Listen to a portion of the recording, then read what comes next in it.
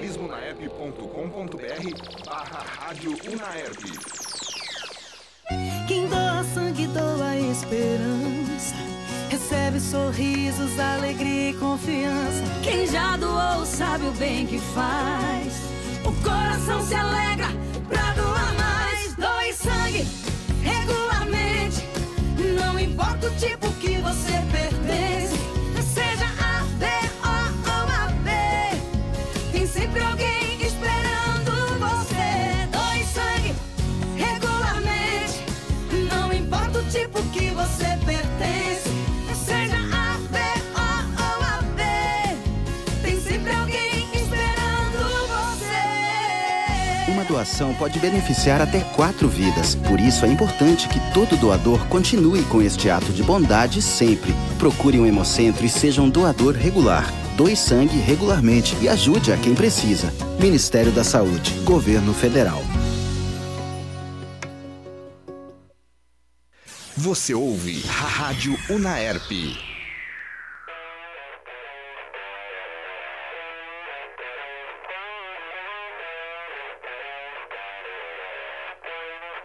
Pendurados.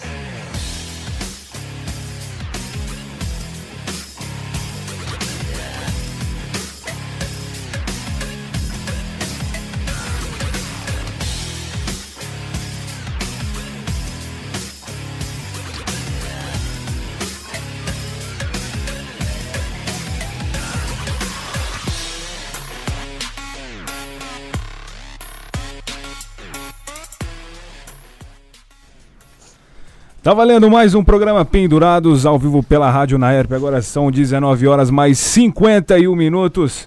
Eu me chamo Luiz Henrique, estou na presença... O time tá incompleto hoje, né? Estou na presença deles, Giovanni Henrique e Vitor Almeida. Boa noite, galera. Rapaz. Boa noite, Luiz. Boa noite, Giovanni. E uma presença ilustre, não pessoalmente, né? Mas por Gostaríamos que ligação. fosse pessoalmente. Tá como se fosse pessoalmente.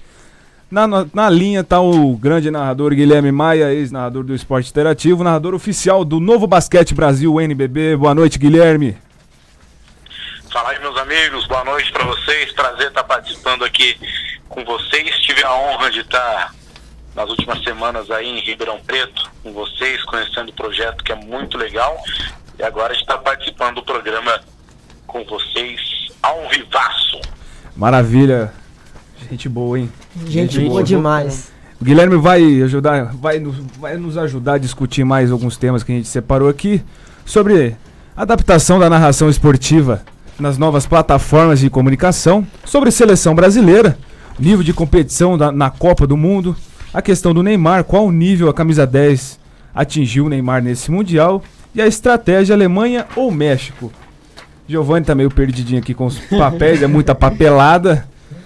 Vamos começar falando uma questão que o Guilherme pode falar melhor que nunca, né? Melhor que qualquer um aqui. Exatamente. Que é a adaptação da narração esportiva nas novas plataformas de comunicação. Para quem não sabe, o Guilherme é narrador do Novo Basquete Brasil, narra jogos ao vivo pelo Facebook. Exatamente, um pouco diferente, né, do que a gente está acostumado. O pessoal já tá... É normal, né, a gente vê narração pela TV, pelo rádio, mas pelo Facebook hoje em dia é um pouco diferente.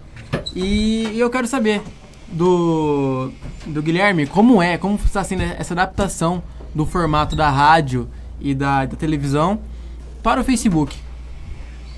O mais legal de tudo, né, das transmissões que a gente faz do NBB, o Novo Basquete Brasil, pelo Facebook, durante a temporada regular, toda quinta pelo Facebook, toda sexta-feira pelo Twitter, né, é a interatividade com a galera, né, a galera participa em tempo real, ajuda a gente a fazer a transmissão em tempo real, então é uma transmissão bem mais interativa, né, a qualidade da transmissão é a mesma qualidade da TV, são várias câmeras, chega a ter transmissão com 7 câmeras que a gente faz tanto no Facebook quanto no Twitter, mas a diferença é essa, a grande diferença, a interação com a galera, né? A galera mandando mensagem pra gente em tempo real, ajudando a gente a fazer as transmissões, e já são 4 anos de transmissões aí do NBB que eu faço parte, que eu tenho o prazer de narrar, e com certeza as transmissões pela internet estão crescendo cada vez mais.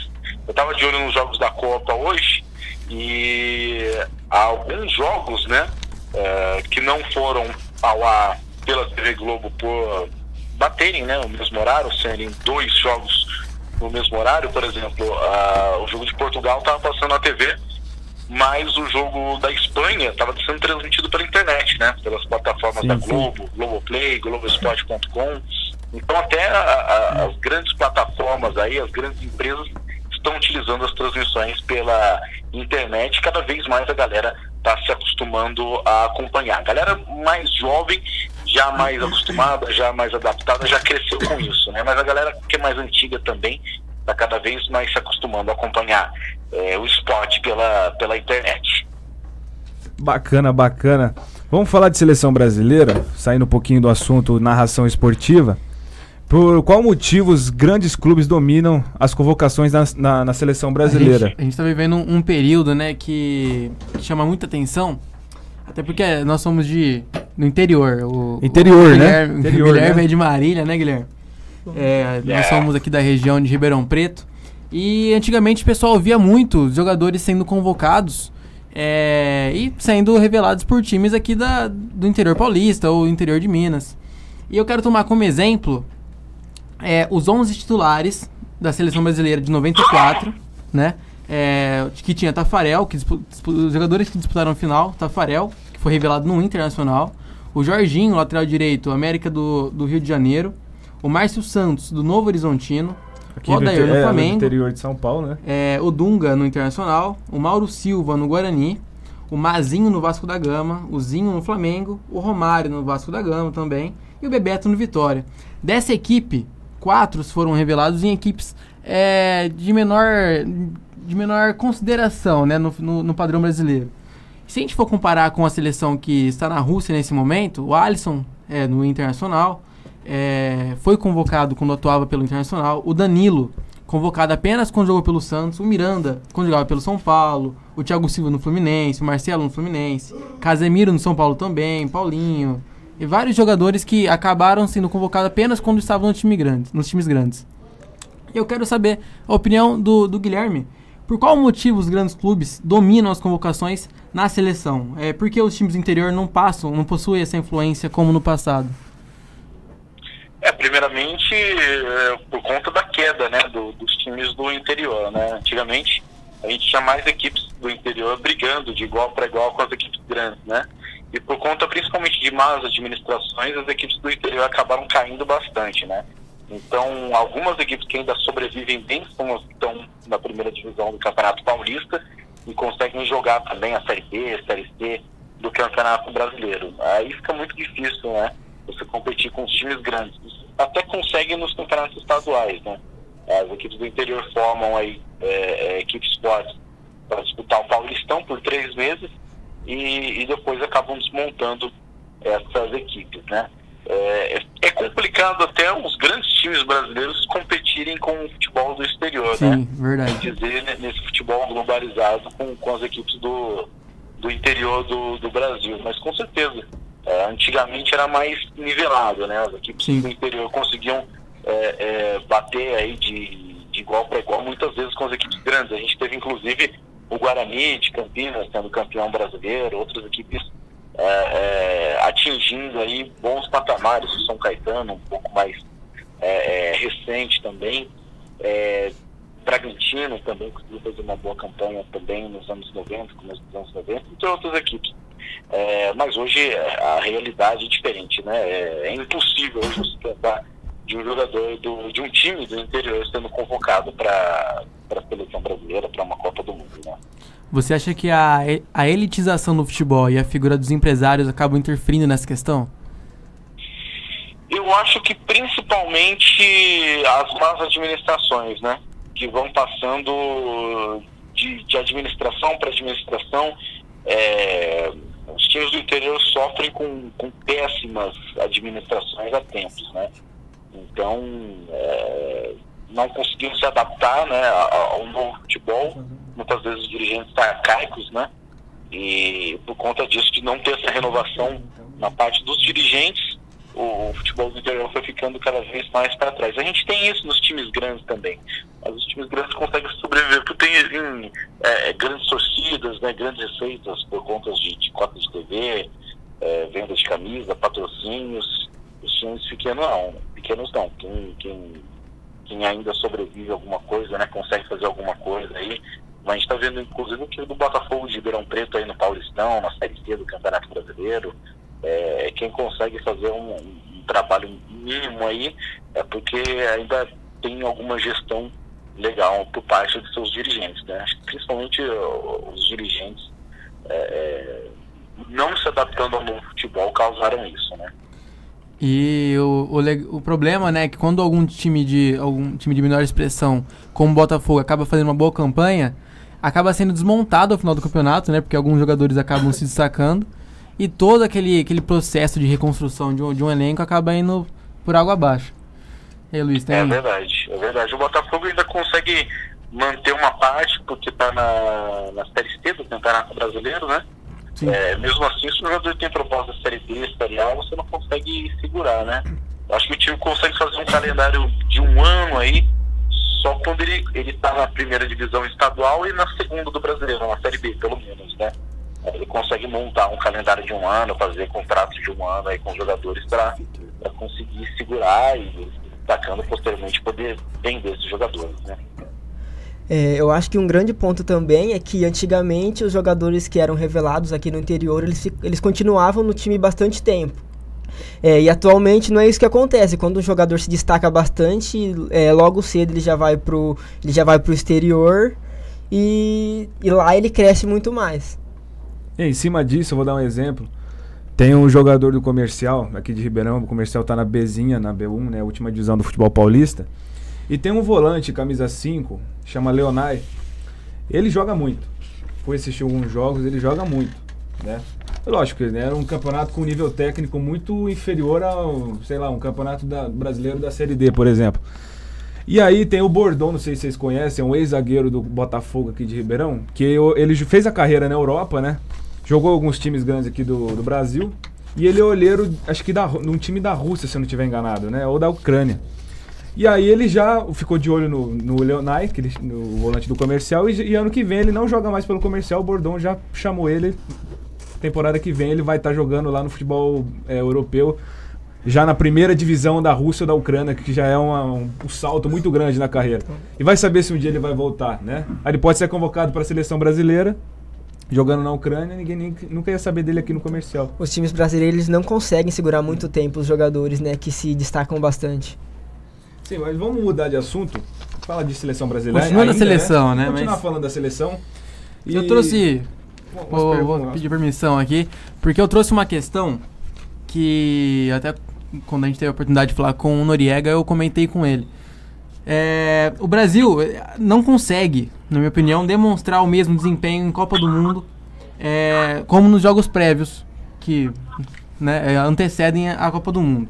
Vou dar um exemplo. Na véspera da Copa do Mundo da África, o Brasil conquistou a Copa das Confederações, mas foi eliminado para a Holanda nas quartas de final. O Brasil foi campeão também na Copa das Confederações 2013, vencendo a Espanha por 3-0 no Maracanã. Que era a equipe do momento. Que era a equipe do momento. E ela chegou embalada, né? Foi a primeira colocada nas eliminatórias, depois da chegada do Tite. E venceu os 2 jogos que antecederam a Copa do Mundo na Rússia. Só que não estreou bem.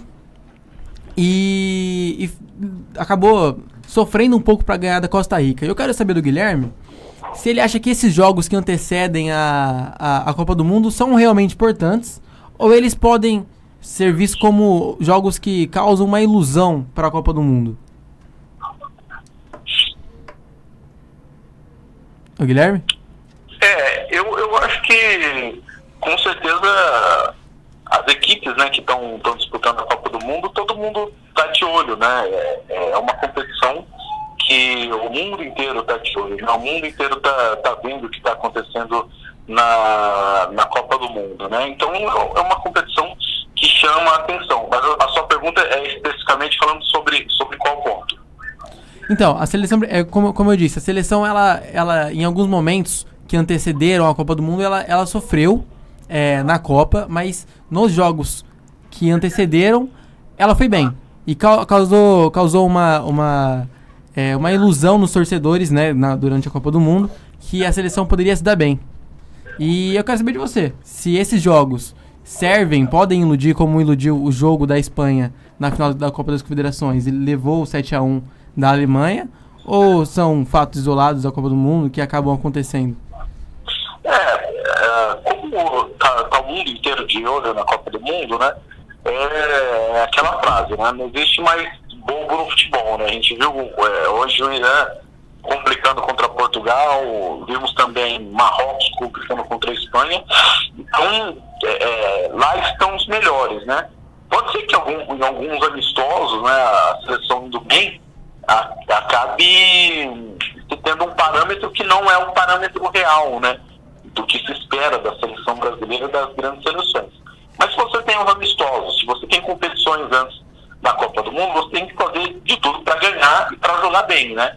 Quando chega na Copa do Mundo, são vários fatores que afetam para você fazer uma grande campanha ou não, porque, repetindo, lá estão os melhores, né? Então, não só a seleção brasileira, né, mas a gente vê a Argentina, a Alemanha encontrando dificuldades, as grandes seleções, a França também, a Espanha, Portugal, todas as seleções grandes estão encontrando dificuldades, né? Mas esse fato do 7-1 que você citou realmente foi um caso isolado, né, da história do futebol mundial. Mas acho que todo mundo está tendo dificuldade, né? A gente não consegue ver hoje aí já com 2 rodadas completas da Copa do Mundo e começando a terceira, uma seleção que está bem disparada das demais, né? Eu não sei vocês veem aí uma seleção que está disparada, que está jogando muito bem. Acho que talvez a Bélgica, né? Mas a Bélgica pegou adversários muito fracos também, que você não consegue ter um parâmetro real, né? Então, eu não vejo ninguém se destacando muito até agora. Acho que a seleção brasileira está no mesmo nível ali das outras. Não é aquela seleção igual 2002, que desde o começo a gente tinha ali uma certeza que ia conquistar o título, né? Mas, devido a essa igualdade aí que está, né? A diferença, o detalhe aí de quem vai chegar na final, quem vai ser campeão, é esse mínimo. Você comentou a dificuldade que as equipes estão enfrentando contra as seleções de menor expressão, como aconteceu hoje, né, com Portugal e Irã, Espanha e Marrocos. O Uruguai também teve dificuldade contra a Arábia Saudita e o Egito. Eu quero saber de você se essa dificuldade é muito por conta da igualdade que vem tendo no nível técnico ou tático, ou se as equipes de maior expressão estão tendo dificuldades mesmo para jogar com essas equipes menores. Eu acho que muito por conta da evolução tática das equipes, né? Com técnicos de outros países, de países mais desenvolvidos, indo para essas seleções. Por exemplo, hoje o técnico do Irã, o técnico português, que há 7 anos está lá na seleção do Irã, né? Queiroz, né? Então ele trouxe novas ideias, trouxe uma nova mentalidade. E a outra coisa também são os jogadores, né?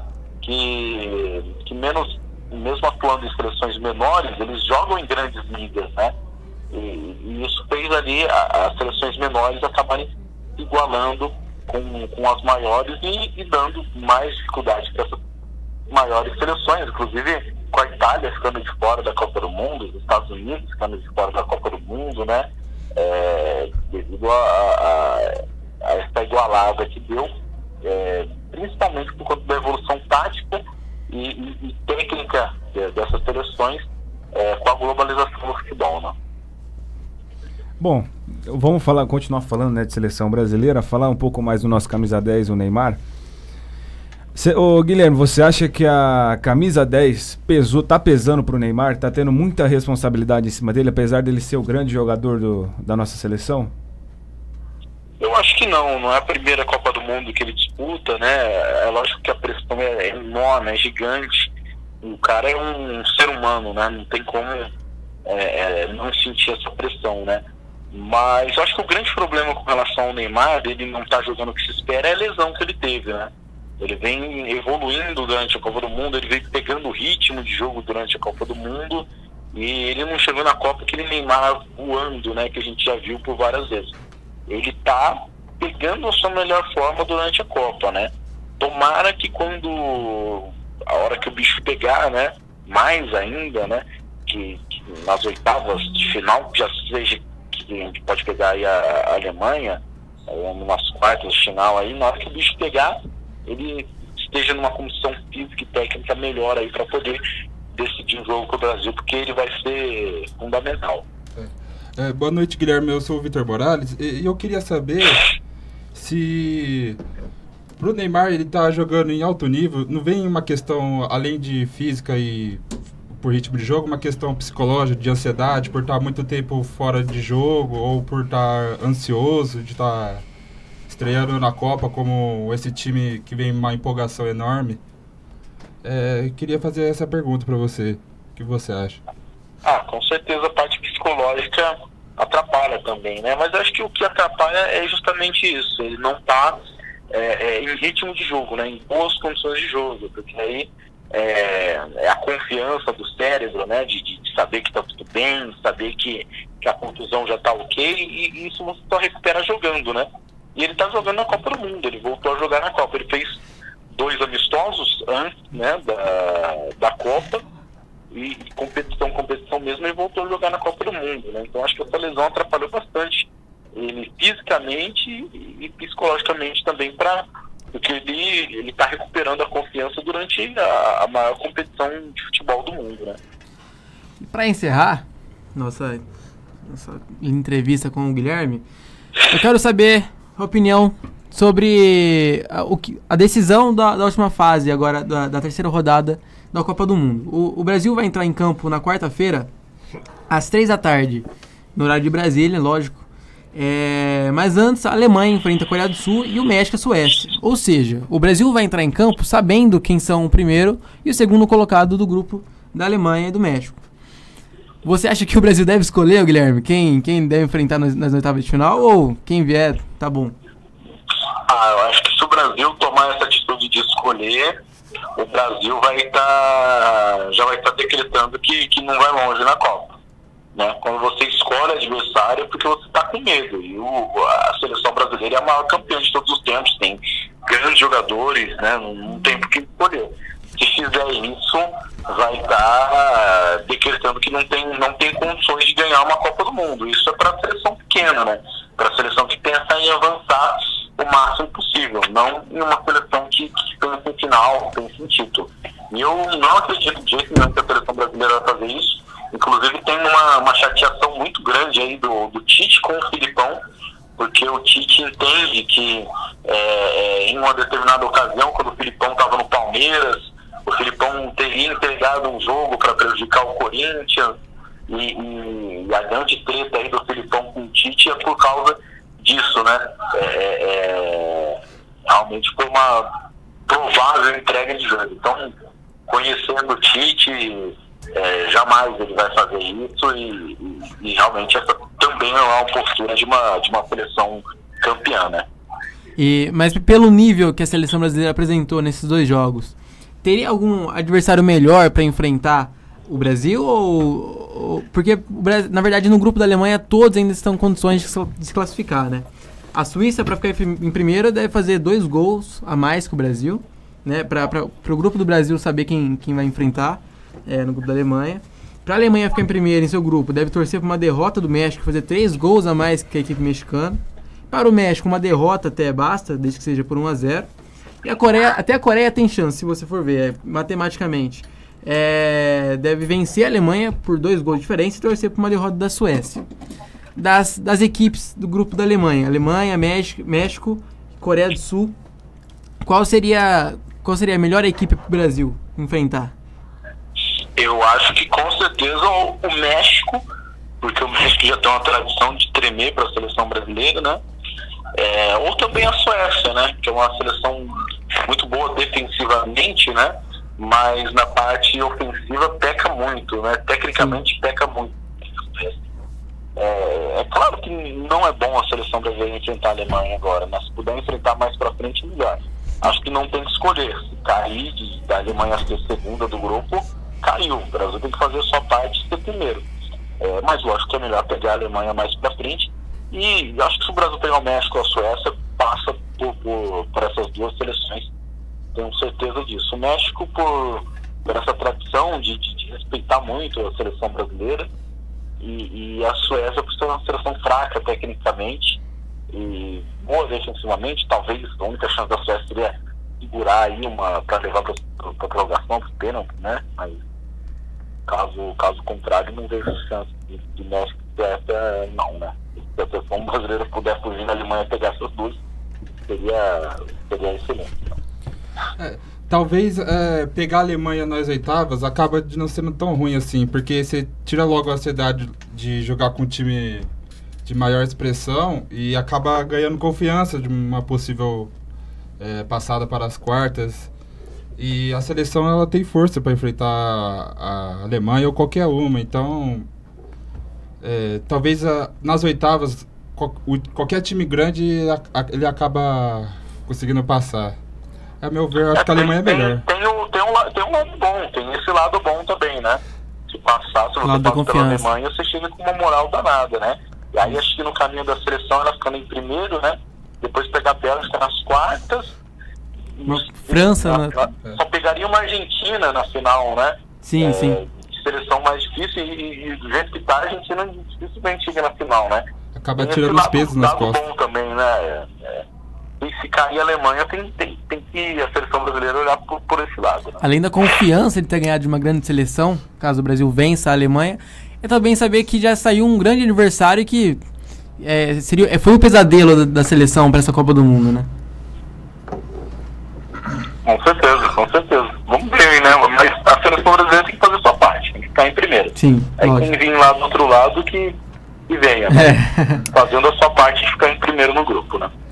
Bom, Guilherme, infelizmente o nosso tempo é curto. Queria te agradecer por ter reservado esse tempo para bater um papo da hora com a gente, né? Um papo gostoso.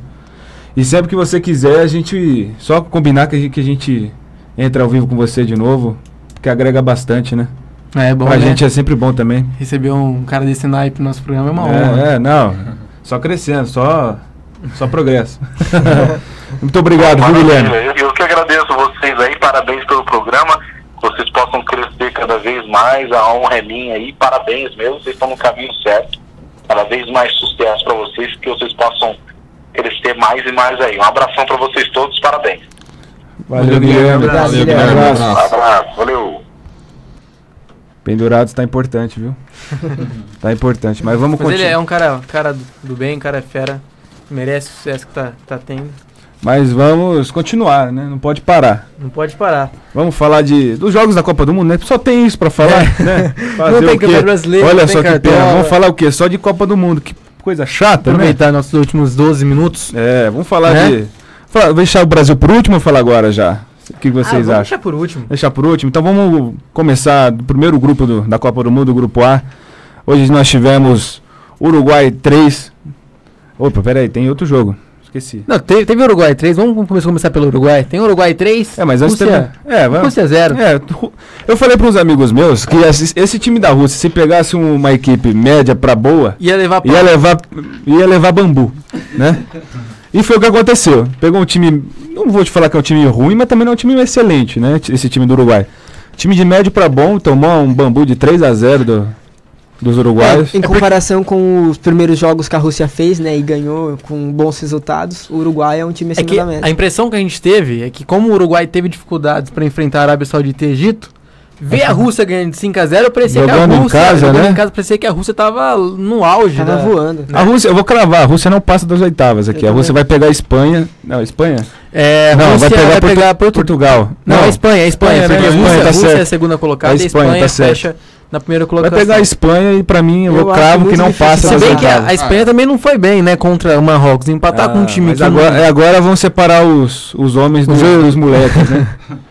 A certeza que não é, que Portugal acabou de sofrer contra o Irã, né? Quase saiu, tomou uma bela jogada no contra-ataque no finalzinho.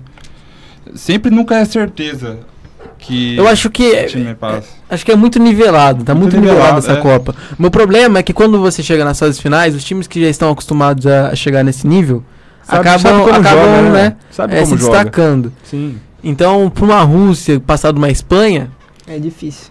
É complicado, não é impossível. A gente já viu muitos jogos onde a equipe de menor expressão acabou ganhando da gigante. Mas eu acho difícil, nesse caso eu acho difícil. Mesmo com a Espanha, que teve dificuldades com o Marrocos, eu acho que terá dificuldades contra a Rússia, mas pela camisa, que em determinados casos acaba pesando, vai pesar na Copa do Mundo. Então, porque nós vamos ter também Uruguai e Portugal, né? Você for comparar as duas camisas, o Uruguai larga muito na frente, né? Sim. E acho que vai ser um baita de um jogo também. Porque o Uruguai tem uma baita defesa. Portugal já não tem aquele time.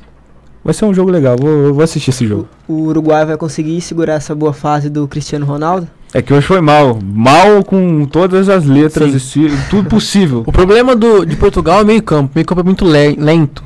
E a marcação que o Uruguai coloca no jogo é aquela marcação dinâmica, rápida, já tá em cima o tempo todo e o Portugal vai sofrer muito com isso. O Portugal não vai conseguir jogar praticamente. Exatamente. E também o Portugal teve a sorte no jogo de hoje do Irã não ter uma boa saída.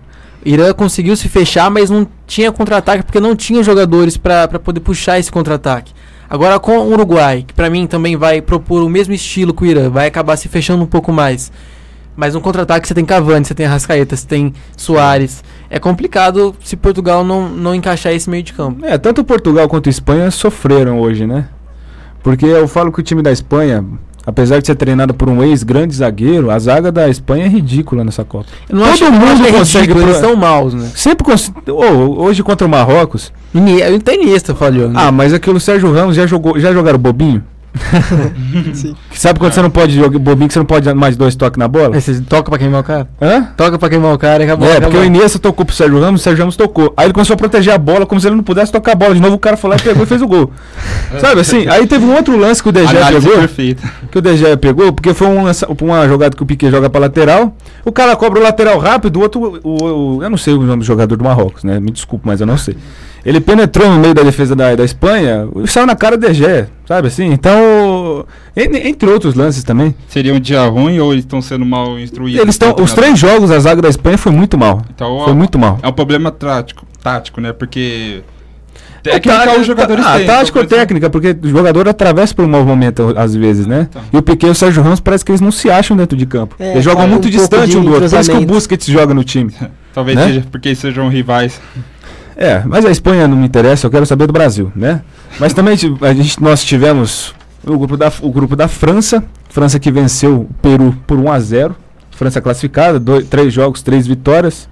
A França tá fazendo talvez o que se espera ou até um pouco menos, né? Se esperava mais da França. Mas se esperava o 3-0 da França, né? Mas se esperava que ela passasse em primeiro, né? Só por esse lado a França cumpriu com o papel. Não é só a França, a Copa do Mundo tá assim, né? Então, como... A decepção do Egito também, né? Mas é muito ruim o time, cara. O problema é o seguinte, eu vejo a Arábia Saudita no mesmo nível do Egito, mas o Egito conta com o Salah. Eu achei que o Salah fosse fazer diferença. Sim. Lógico, o Salah vem de uma lesão. Mas por ter o Salah, independente de qualquer situação, o Egito deveria ter pelo menos uma vitória na Copa. Eu vi um restinho desse jogo Arábia Saudita e Egito. O Salah pegava na bola, havia uns 5 em cima dele. E aí ele não conseguia soltar a bola. Se soltasse, até porque se soltasse para algum companheiro, ia perder a bola. Né? Então... Que nem aconteceu com o Denilson lá em 2002, com os turquês. A diferença é que o Denilson foi campeão mundial, né? A diferença é que o Salah faz gol também. E a diferença é que o Denilson tinha um time bom, né? Exatamente. A França, aqui no grupo tá o Peru, que já foi eliminado, 2 jogos, 2 derrotas. E tem a Austrália e também a Dinamarca. França e Dinamarca se enfrentam agora nessa rodada para ver quem vai ficar em primeiro e último. E a Austrália ainda tem chances, mas é muito poucas, né? E o Peru já está eliminado. O Peru também é um time bem baba. E o grupo da nossa querida Argentina.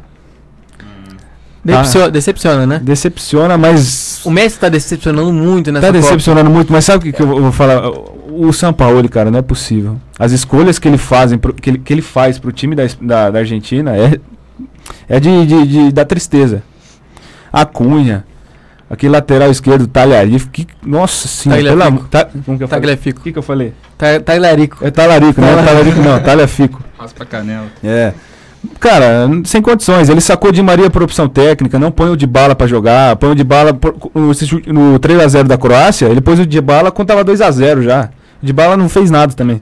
E a Croácia é um dos destaques da Copa, né? Com certeza. É um time muito compacto, Dybala e Messi que eles não acabam jogando muito bem juntos às vezes que eles entraram. Na verdade, o Dybala não gosta de jogar junto com o Messi. Ele fala que o Messi ocupa a faixa de campo dele. Então, cara, se você acha que você não pode jogar com o Messi, então não joga. Então Joga com o Casinho. Porque você não consegue... Deixa o Centurião entrar nesse time, então. O Centurião joga dando a ponta. Deixa o Lautaro Martínez, né? Ou será que ele tava achando que o Messi ia sair pra ele jogar? Não sei o que ele tá pensando. Não Quer sei tomar o que lugar do Messi. E a Islândia, vocês acham que é uma decepção? Pra mim não é, não. Pra mim a Islândia vem cumprindo o que se esperava dela, né? Acabou fechando a Argentina no primeiro jogo, no segundo jogo acabou tendo um pouco mais de dificuldade. Vamos ver se nesse terceiro jogo ela consegue uma vitória pra poder tentar a classificação. A história da Islândia está escrita já, né? É o time mais carisma dessa Copa do Mundo, eu acho, na minha opinião. Porém, você ser a equipe mais carisma não ganha jogo, né? Entra em campo e ganha o jogo, né? Então... É porque o Panamá é o carisma, né? Também é outro carisma, mas não é por causa disso que eles vão ganhar todos os jogos, né? Bom, temos outro grupo agora, o grupo da Seleção Brasileira. Vamos falar do Brasil ou pula? Fala do Brasil. Vamos falar do Brasilzinho. O que a gente espera pro Brasil da quarta-feira. Bom, eu juro que eu fiquei muito tenso e nervoso no jogo contra a Costa Rica. Eu achei que o Brasil ia empatar aquele jogo. Se bem que eu apostei no bolão 2-0, acertei, ganhei um frango. Mas, né? Também, uma amiga minha mandou mensagem falando assim: ô Giovanni, eu preciso de um resultado pro jogo do Brasil. Me fala. E tipo, 8 horas da manhã. Falei, beleza, 2-0. Ela, beleza, então, se for 2-0, eu vou ganhar uma caixa de chocolate, eu divido com você. Eu ganhei chocolate. Aí sim, hein? Eu preferi um frango. O Brasil que não vai ter o Douglas Costa, porque uma contusão no último jogo. Ele jogou o resto da partida machucado, deu assistência, estava machucado. Ele foi o grande destaque do jogo, na minha opinião. E o Coutinho tá fazendo aquilo que se espera, que tá assumindo a responsabilidade. Eu acho que ele meio que roubou né? O lugar do Neymar. O que era pro Neymar tá fazendo... Roubar não, né? Sim, o que era pro Neymar tá fazendo, o Coutinho... mas você esperava que o Coutinho ia assumir a responsabilidade por causa que o Neymar tá voltando de uma lesão. Sim. Eu acho que eu não tô indo muito no argumento de vocês, porque eu acho que o Coutinho, ele não precisa fazer o que o Neymar faz. Porque o Coutinho fazendo o que ele faz já ajuda muito o time. O Coutinho tá fazendo o papel dele é fazer gol. Ele tá fazendo gol, tá sendo decisivo. O Coutinho o Barcelona pagou 700 milhões de euros, de reais no Felipe Coutinho. Então é um jogador... Pelo amor de Deus, muita coisa. É um jogador que se espera muito, é um jogador que você espera que ele faça gol, que dê assistência, e o Coutinho tá fazendo gol. Não acho que ele tá cumprindo a função do Neymar, porque ninguém conseguiria fazer o que o Neymar faz na seleção brasileira. Não, eu tô falando no sentido assim... de chamar a responsabilidade. Eu tô falando no sentido assim... Mas o Neymar também tá tentando. Eu acho que o Neymar tá sendo infeliz nas decisões dele, né? Mas... o Coutinho tá fazendo o papel dele e o papel dele tá sendo bem executado. O que eu quero dizer, por exemplo, assim... Já o Coutinho tá assumindo o fato de ele ser o grande jogador da seleção no momento, né? Você espera que o Neymar seja o grande jogador do Brasil no momento. Já que ele tá voltando de lesão, fala, não, ele vai vir, né, devagar. Então o Coutinho vai assumir a responsabilidade de ser o grande jogador no momento. E ele tá fazendo isso. O que me irrita no Brasil... O Brasil tá tendo dificuldade de enfrentar equipes que se fecham mais. Quando enfrentou a Suíça, foi um time que não ofereceu perigo, fez o gol, mas foi um gol ao acaso. É um time que tava faltando dinâmica, tava faltando vontade. Nesse segundo jogo melhorou, mas também encontrou muita dificuldade para passar das linhas de marcação da Costa Rica. E conseguiu isso nos 5 últimos minutos. O Brasil jogou bem? Jogou melhor contra a Suíça, mas ainda não tá no nível Brasil. Eu acho que o Paulinho tá muito mal. Paulinho tá mal. O Firmino entrou bem. Douglas Costa, ele entrou bem também, mas infelizmente acabou sofrendo a lesão. Ele não tem previsão de volta. Exatamente, pode até ficar fora da Copa. Eu já teria colocado ele no lugar do Willian se ele não tivesse machucado. Eu não sei o que eu faria se fosse o Tite. Eu acho que se eu visse que o Douglas Costa não tem condição de continuar na Copa, eu tiraria ele de imediato. Já ia atrás do Paquetá. Né? Eu pensei no Dudu também, mas acho preferível o Paquetá. Preferível o Paquetá. Paulinho vem muito mal. Foi muito feliz o Tite quando entrou com o Firmino no lugar do Paulinho, né? Porque pode fazer isso na quarta-feira contra a Sérvia. Tanto é que o primeiro gol vem de uma bola alçada na área, o Firmino escora, o Gabriel Jesus acaba desviando, o Coutinho chega fazendo gol. E o que mais me irrita no Neymar, acho que o Neymar, a gente tem que saber diferenciar a questão do caráter do Neymar E a questão... Jogador. Neymar jogador. Neymar jogador a gente não pode falar nada. Porque ele decide um jogo quando tá bem, quando tá 100% fisicamente, quando ele tá bem, quando tem uma sequência de jogo. Agora, o Neymar, o que me irrita do Neymar é o seguinte: um jogador que nos 20 primeiros minutos do jogo contra a Costa Rica sofreu 10 faltas. A partir desse momento ele começou a simular. Simulou uma, simulou duas. Na terceira, que você vê que o juiz não tá caindo na sua, para de se jogar, porque não tem motivo para continuar fazendo uma coisa que não tá dando resultado. E o Neymar continua. Além de continuar, o árbitro não marca a falta e ele vai lá e xinga o árbitro. E aí o árbitro vai lá e dá um amarelo e ele reclama porque ele deu amarelo. Teve um lance que ele tomou amarelo exatamente por isso. Ele pediu uma falta, o árbitro não deu, ele foi lá e socou a bola. Sim. O árbitro foi lá e deu um amarelo pra ele. E acho que foi o que aconteceu, né, no pênalti, né, que o juiz voltou atrás. Se ele não tivesse simulado tanto, talvez o juiz não voltaria, não pediria o árbitro de vídeo. Eu acho que não foi nem simulação, acho que foi pênalti, mas ele valorizou muito o pênalti. Sim. E o árbitro acabou vendo isso e anulando o pênalti. Não sei, porque o árbitro já tava com aquela visão dele que ele tava se jogando. Sim, então. E o Neymar, ele começa a xingar o tempo todo no jogo da Costa Rica. E eu acho normal xingar, porque a gente mesmo como torcedor, em alguns momentos, é normal, tá no calor do jogo. Mas o problema é que o Neymar tá lá dentro. E a sorte nossa é que o árbitro não sabia falar não sabia o idioma, né? O idioma, né? Então o Neymar ter xingado de filho da mãe, o árbitro, se fosse um árbitro espanhol, imagina o que aconteceria. O Neymar levaria o segundo amarelo e estaria fora de um jogo decisivo contra a Sérvia. E você não vê essas atitudes de Cristiano Ronaldo. Você não vê a atitude dessa com o Messi. Então, pra mim, o que diferencia muito o Neymar hoje desses dois jogadores é questão comportamental. Ele é o jogador mais esquentado. Isso atrapalha muito no desempenho do Neymar. Pra mim, o Neymar só hoje não... O Tite tinha que pegar, levar pro canto, conversar, ó. O Neymar acho que até hoje só não ganhou uma Copa do Mundo. Num prêmio de melhor do mundo, porque ele não é unanimidade. Entendeu? O Neymar nunca foi unanimidade. Ele tava no Barcelona, mas ninguém do Real Madrid gostava dele. Ah, mas ninguém de não sei que time não gostava dele. Pô, tem o Messi, tem o Cristiano Ronaldo, todo mundo gosta deles. Entendeu? Porque eles são carisma, eles são legais e tal. Eles não enchem o saco no jogo, sabe? Assim? Raramente você vê o Messi falando alguma coisa pro juiz, gesticulando você vê o Messi cabeça com o adversário? Então, eu falei isso. Esses dias eu vi um lance do Messi brigando com o Campos, que era jogador do México. Da Bolívia, exatamente. O Messi fica testa a testa com o Campos, só que o Messi não fala nada. Ele fica assim, ó. Pega, para, em frente ao jogador, não fala nada, e o jogador xingando ele. Ele assim, pleno. Exatamente. Né? Só que o Messi, no primeiro jogo dele, com a camisa da seleção argentina, ele foi expulso com 15 segundos em campo, porque ele deu uma cotovelada no zagueiro. Que o zagueiro puxou a camisa dele e deu uma cotovelada. Depois disso, ele nunca mais fez essas coisas, sabe assim? Então ele aprendeu com o erro. O Neymar não aprende com o erro, entendeu? E aí, faz quanto tempo que a gente insiste nisso? Neymar é um cara nervoso. Desde a época do Santos, né? Faz tempo já. Porque o Neymar é uma coisa assim, muita gente fala, o Neymar cai, o Neymar fica provocando. Realmente, tem vez que ele provocava. Isso é uma discussão que a gente teve algumas vezes já. Tinha vezes que ele realmente mostrava a habilidade dele, né? Mas tinha vezes que ele realmente estava lá pra tirar sarro do cara, entendeu? E isso daí já é um desrespeito. Tinha vezes que o Neymar realmente desrespeitava os adversários. Não era sempre como a mídia falava, desrespeitou. Sei que não era sempre. Será que ele não fazia isso porque chega lá ele ameaçavam ele já, ou já falavam coisa pra ele? Isso tem. É um jeito dele de responder.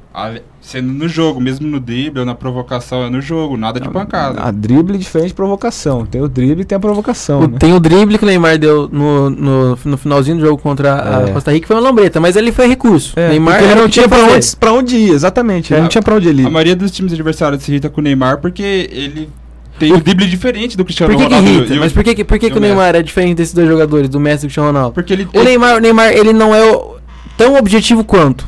Porque você vê Cristiano Ronaldo e Messi sempre em direção ao gol. Você vê o Neymar com a bola, ele volta no meio de campo. Ele dá uma firulinha, toca, aí volta. Ele procura tentando fazer uma jogada bonita, um drible bonito. Nas regras não tá que não pode. Não, mas a gente não tá falando que não pode. A gente tá querendo dizer sobre objetividade. O Neymar não tem tanto quanto o Messi e o Ronaldo. Ele tem. O Neymar é gigante, o Neymar é muito bom jogador, craque. Mas a gente tá querendo comparar e quer que ele chegue um dia no nível de Messi e Cristiano Ronaldo. E ele não chega exatamente por isso. Jogador que não é tão objetivo, acaba voltando um pouco para uma área que ele não precisava. Se fosse o Coutinho, pega a bola naquela parte do campo, toca pro Neymar na ponta esquerda, Neymar na ponta esquerda, quando ele vai em direção ao gol, cara, ninguém pega. Exatamente. Ninguém pega o Neymar. Exatamente. Agora, pra que ele vai puxar a bola pro meio de campo pra fazer uma firulinha que não tem necessidade? Ele faz muito no PSG isso na temporada antes de ele se machucar. Ele pegava a bola, vinha pro meio de campo. É isso que irrita os jogadores, e irrita às vezes a gente também. Porque ele fica indo pra um lado pro outro, né? E aí ele não solta a bola, aí ele não solta a bola. Vai tomando falta e ele acaba se irritando por uma jogada que ele tá causando sem necessidade. Exatamente. E lá na França, eles não aliviam pra ele. Igual aliviava no Campeonato Espanhol. É lógico que tinha vezes que cacetavam ele mesmo, né? Mas no Campeonato Francês, os caras tá nem aí. Bate nele mesmo. Então, é aí que tá. Por isso que ele se irrita. Isso pode ser prejudicial. Pra ele que ele pode... Vai que um cara dá no meio dele, ele machuca, arrebenta o joelho, arrebenta o tornozelo, fica fora 6 meses. Ele não tem objetividade ou não, os jogadores se irritam com ele por conta disso e começam a bater. E o fato dele se jogar e reclamar pro juiz, entendeu? Ele se joga logo depois disso. Como você pode ver na Suíça, como o Giovanni falou, 10 faltas dele... Da Costa Rica, perdão. 10 faltas dele, depois disso ele começa a se jogar. Isso irrita o adversário. Ele faz isso pra devolver, porque ele não vai devolver uma pancada. O Borussia uma vez falou isso. Que é uma forma de ele se defender. Ó, se você chegar forte em mim, eu vou começar a se jogar. E você vai acabar sendo expulso. Mas coisa que não aconteceu, né? Nenhum jogador foi expulso. Exatamente. Não adiantou nada, o árbitro nenhum marcou falta. Não é que uma certeza, mas às vezes dá certo. Pra mim tudo isso é prejudicial ao Neymar. Também é. Consequentemente vai prejudicar a seleção brasileira, porque é o que eu penso, né, cara? Se o Neymar fica provocando, e ele se irrita com a provocação que ele causa, ele vai levar amarelo, como levou, ficou bravo. Se ele leva um outro amarelo, ele vai pendurado nesse jogo. Não, ele nem disputa, porque na Copa do Mundo são 2 amarelos por suspensão. Ele tá pendurado pra quarta-feira. Não, ele não tá. Não, pendurado é com cartão, ele já tem um. Então, mas assim, se ele toma o segundo, ele tá suspenso. Então, o que eu falei? Que tá pendurado. Ele tá pendurado, se ele tomar outro, ele tá suspenso pro jogo. Você entendeu o que eu falei? Não entendi. Tá, enfim. Se o Neymar toma o segundo cartão contra a Costa Rica, ele tá suspenso pro jogo contra a Sérvia. Certo? Sim. Ele já tava pendurado. Por que ele já tá pendurado? Porque ele já tomou um amarelo no jogo contra a... não, tá certo. Tá falando certo, né? Não tá, porque ele levou o amarelo contra a Costa Rica. Sim. Então, ele tá pendurado pra quarta-feira. Tá certo. Eu não tô ficando louco. Então vamos lá. Se o Neymar já tinha o amarelo. Se o Neymar causa uma outra simulação, ele é expulso.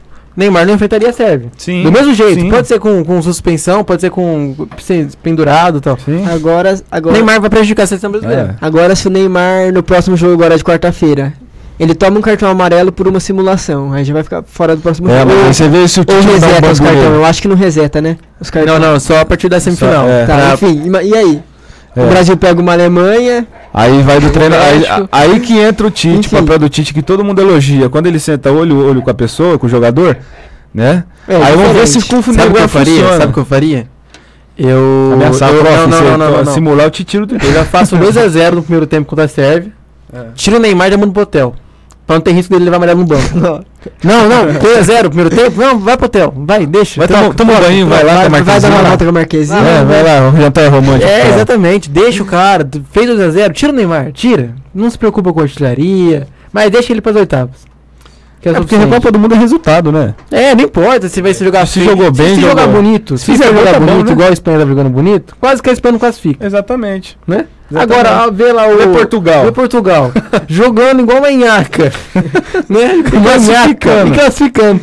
Até agora só 2 jogadores fizeram gol pra Portugal na Copa. O Cristiano Ronaldo e o Quaresma. Só. Exatamente. Em 3 jogos.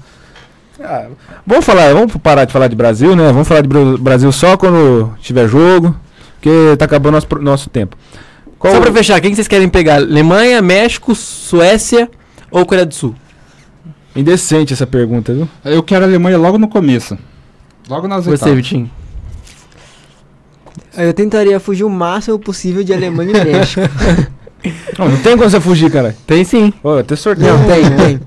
Acho que tem. A Coreia do Sul, ela precisa mas a Coreia do Sul não vai. Não, mas tem chance. Deixa as matemáticas. Você vai duvidar? Mas não depende do Brasil. Você vai duvidar? Não, mas não depende do Brasil escolher em Brasil. O Brasil vai jogar sabendo quem ele pode pegar nas oitavas. O Brasil joga só às 3 da tarde. O Brasil vai saber quem tá em primeiro e quem tá em segundo.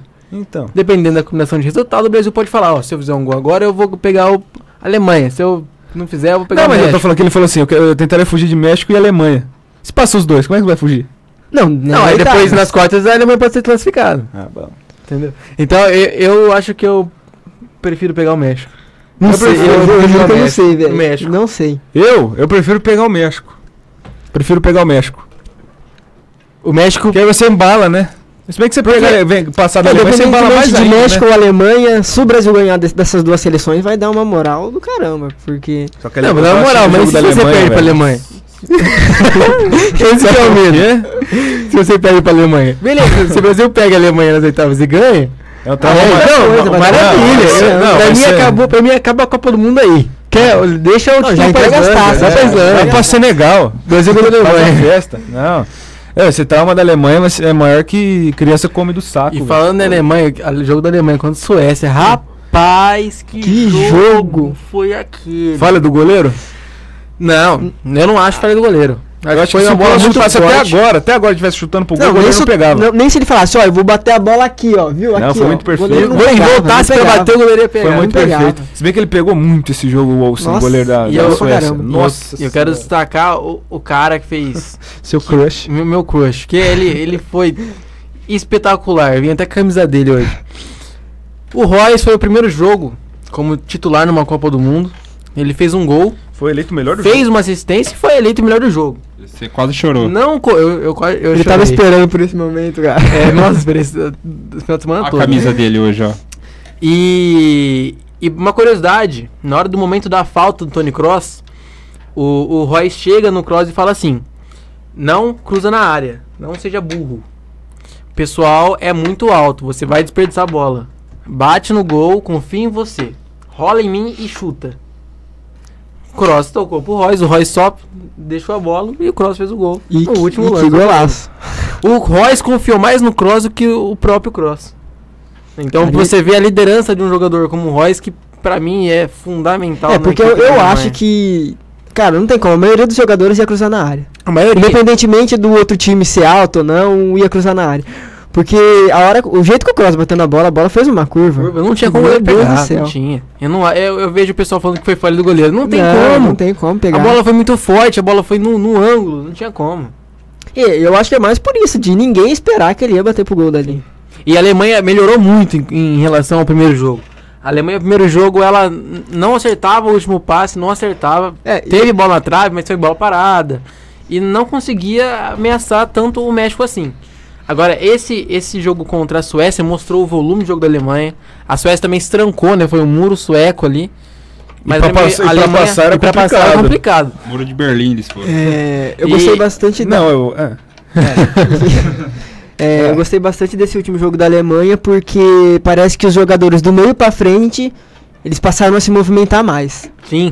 A entrada do Royce, eles tiraram o Ozil. Pra mim, tinha que ter tirado o Ozil. O Ozil tava atrasando muito as jogadas. Cara, o Ozil joga bem? Joga. Não sei quem falou que ele parecia um espírito de sapo morto. Nossa, eu dei muita risada. Não sei quem que falou isso, eu esqueci. Mas colocar o Royce, tirou o Khedira, botou o Wood, que é um jogador também mais dinâmico. Você tira o Plattenhardt, que é um bom lateral, mas o Hector é muito melhor que ele. Você dá uma outra cara pra Alemanha. A Alemanha mostrou que volta a ser a Alemanha. Eu acho que todo mundo admira. Porque jogou muito bem. Acho que teve dificuldades mas jogou muito bem. A Alemanha tava tocando muito bem a bola, como sempre. Chegando no gol. Nossa, mas faltava um pouco daquela velocidade. Sim. A Alemanha criou com essas alterações. Mas muita chance. Muita chance. Muita chance. Nossa, a Alemanha sofreu pra ganhar? Sofreu, mas jogou muito bem. A Alemanha jogou muito bem esse jogo. Eu assisti o jogo assim como a Suécia, contra o México, né? Eu falei, pô, dá pra pegar a Alemanha. Aí eu assisti o jogo contra a Suécia, falei, ixi. Por isso... Não sei não, hein. Por isso que eu não quero pegar a Alemanha nos oitavos. Mas você vê que o jogo da Alemanha e do Brasil são parecidos, né? Sim. Dinâmicos, rápidos. Só não pôr o Bernard no time que tá bom. É ter alegria das pernas. Pelo amor de Deus, alegria na imagina cabeça. Imagina se o Neymar leva amarelo no jogo contra a Sérvia, a gente pega a Alemanha nas oitavas e o Neymar não joga de novo contra a Alemanha. O Thiago Silva fica suspenso, é expulso contra a Sérvia. Mas não vai ter o Davi Não, eu não assisto. Não, ia ver a alegria do Brasil. Não tem ainda se o Neymar não for pra esse jogo contra a Alemanha, o Brasil pega a Alemanha, e o Thiago Silva foi expulso expulso e não jogar também... Se eu fosse o Brasil, eu nem entrava em campo. Falava, não, pelo amor de Deus. E pra fechar o programa, eu quero criar uma questão aqui pro pessoal responder em casa. O Tyson é o novo Bernard pra substituir o Neymar nas oitavas? Olha, se você for pensar, ele tá na mesma... É a mesma ideia do Bernard, porque o Bernard não era a primeira substituição do Filipão, mas também não era a última, né? Então quando sai o Neymar, quem que ele pensa que pra jogar naquele lado esquerdo? Bernard, né? Aí se sai o Neymar, quem que ele vai pôr? O Tyson. Porque o Douglas Costa tá machucado. A não ser que ele joga o William pra lá e coloca o Fernandinho em campo. Aí é uma escolha do Tite, né? Não duvido que o Tite faça isso. Coloca o Fernandinho, joga com 3 volantes e o William fica ali. Talvez o Renato Augusto volte de... Vamos ganhar a Sérvia primeiro, né? Porque a gente teve dificuldade com Suíça, com Costa Rica. Eu vou sofrer contra a Sérvia, isso aí eu tenho certeza. O Brasil vai morrer pra ganhar a Sérvia, mas vai ter que ganhar. Né? Vamos fechar o programa então, Luiz? Vamos. Você não quer falar do Furacão Kane? Vamos falar do artilheiro da Copa do Mundo, né? Porque o Kane fez 2 gols no primeiro jogo da Copa do Mundo. E contra o Panamá, fez 2 gols de pênaltis e 1 gol. Que meio sem querer, né? Dele. Pra mim não dava gol pra ele, não. Não dava. Eu achei que foi um desvio. Foi desvio, mas com não intencional. Não intenção do cara que chutou, que foi o Sterling, né? Foi o Sterling que chutou? Foi o Sterling. Jogou muito bem. Deitou. Ele e o Lingard. O Stone jogou bem também, fez 2 gols, né? Sim. E o Kane é né? Junto com o Lukaku, com o Cristiano Ronaldo. Queria falar do Lukaku. Que jogador, que homem. Que homem. Depois da história dele, eu apaixonei mais ainda pelo Então, a mãe dele joga... O Aleph é o novo Lukaku. Só que, você viu ele falando que a mãe dele jogava água no leite pra dar mais leite? Nossa, pelo amor de Deus. E ele falou que ele queria que o vô dele estivesse lá pra ver que a filha dele não passa mais fome. Que a partir desse momento, ele não tem que falar quem ele é, porque todo mundo sabe o sobrenome da família dele. Ele chegou pro pai dele quando ele tinha 6 anos. Ele falou, pai, quando que eu posso jogar profissionalmente pelo Anderlecht? Ele falou, com 16 anos. Dali 10 anos ele tava estreando no time profissional com 16 anos. Olha aí, tô me emocionando. Ô pai, eu vou estrear no Barcelona daqui 10 anos. Tá. Ninguém acredita. Se eu falar que eu vou estrear no Barcelona, ninguém acredita. Tá bom, moleque. Falou, pai, daqui 10 anos eu vou estar vestindo a camisa do Borussia lá no Signo do Napark. Pai, daqui 10 anos eu vou estar transmitindo a final do Borussia. Vou estar transmitindo a final entre Bayern de Munique e Borussia Dortmund lá no Signo do Napark. Aí já é diferente. Não, aí já pode vir... não sei, né? É isso. Eu acho que eles não vão me escalar pra fazer parte, porque é clubismo. É isso, gente. É isso. Então, é isso, Thiago. Então, beleza. E aí, Thiago, o Brasil ganha contra a Sérvia? Fala um resultado aí, Thiago. Vamos fazer um bolão aqui, nosso. Sei não, acho que empata. Empata? Mas pra mim eu postei 2-0 Brasil, de novo. 2-0 Brasil. 1-0 Brasil aos 89 minutos. 2-0 Brasil. 2-1 Brasil. Apertado, hein? Aí depois 3-0 Brasil contra a Alemanha. Aí é 20-0. O México pega a Suécia, né? E a Alemanha pega a Coreia do Sul. Acho que o jogo mais fácil é pra Alemanha. Acho que a Alemanha se classifica. E fica lá o jogo pro México e Suécia decidirem quem continua. Então, resultado de final. Bom, vamos nos despedindo aqui, que daqui a pouco tem aula. Tem que comer alguma coisinha pra ficar ligado, né? Tem aula? Tem aula. É lógico que tem aula. Mas muito obrigado aí pra todo mundo que acompanha o nosso programa. Sexta-feira estamos de volta. Se tudo der certo. Se tudo der certo, né? E é isso aí, um beijo pra quem ficou e tchau. Sexta-feira todo mundo com a camisa do Brasil, hein? Então vai. Tá com a camisa do São Paulo do Brasil. É isso. É isso? Um beijo e tchau. Tchau. Música, informação, prestação de serviço. Rádio Unaerp. Uma mãe reconhece na outra as noites mal dormidas, as histórias contadas mais de 1000 vezes, as dúvidas e as primeiras conquistas.